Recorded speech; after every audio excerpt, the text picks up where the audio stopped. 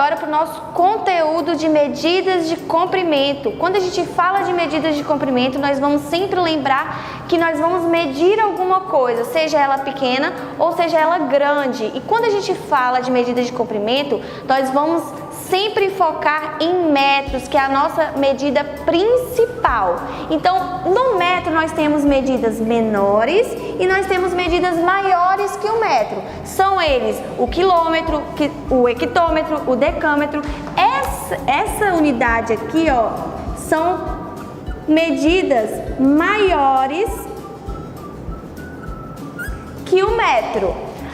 As unidades do lado de cá são medidas menores que o metro. Como assim? Quando eu vou medir um piloto, por exemplo, esse piloto vai ter uma unidade de medida em metros ou em centímetros?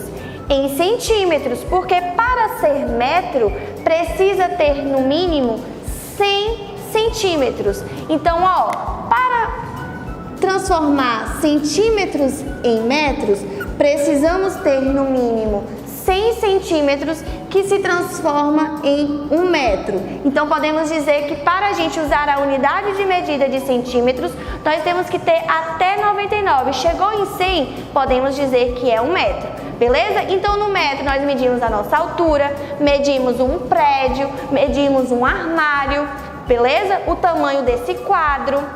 Quando a gente for medir tamanhos pequenos, como centímetro, nós vamos medir um apagador, um livro, beleza?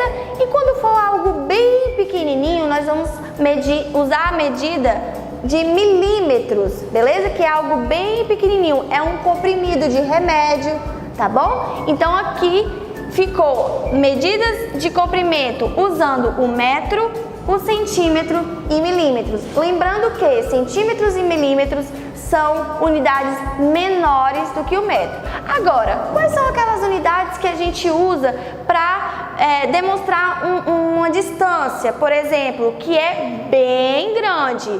Passa de 1 metro, então a gente chama de quilômetro. É quando você viaja, sai de Teixeira e vai para uma outra cidade. Se a gente for medir em metros, ixi, vai dar muito metro aí. Então a gente transforma ele em quilômetro, beleza? Então a cada 1000 metros a gente transforma em 1 quilômetro. E como que a gente usa?